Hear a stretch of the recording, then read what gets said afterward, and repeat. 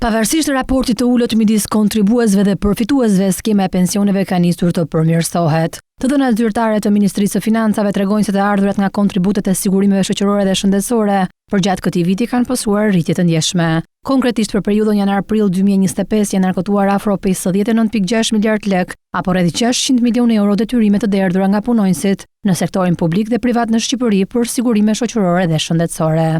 Nëse do ta krahasojmë me të njëjtën periudhë të vitit 2024, vjetër një kapërcim i lartë në të ardhura me rreth 6.5 miliard lekë apo 65 milionë euro. E shprehur në përqindje, rritja e të ardhurave regjistrohet në 12.2%. Po ashtu ka edhe një rritje të ndjeshme në raport me planifikimin e bërë për këtë periudhë me rreth 22 milionë euro. Nga ana tjetër, kjo shifër është rekord në dekadën e fundit, duke u rritur me mbi 60% në raport me vitin 2025. Edhe pse fenomeni i emigracionit vijon të jetë problematik, rënja e lindshmërisë gjithashtu, si dhe paralelisht rritja e numrit të përfituesve nga viti në vit, duket se disa nga reformat e ndërmarra në 2 vitet e fundit kanë kompensuar disi performancën në buxhetin e sigurimeve shoqërore.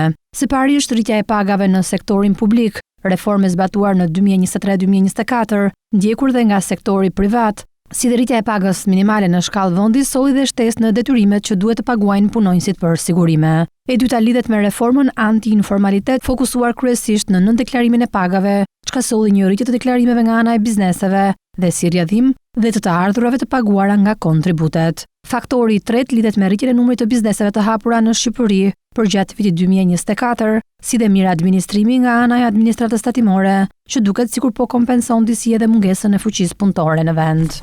Paga minimale për kontributet të sigurimeve shoqërore dhe shëndetësore për individ është rreth 11.000 lekë në muaj. Aktualisht me konsulencën e Bankës Botërore, qeveria shqiptare po përgatit një reformë të re të mbrojtjes sociale me qëllim rritjen e mëtejshme të mbështetjes për këto kategori, si dhe sigurimit të një raporti sa më të drejtë mes nivelit të kontributeve dhe përfitimeve në skemën e pensioneve.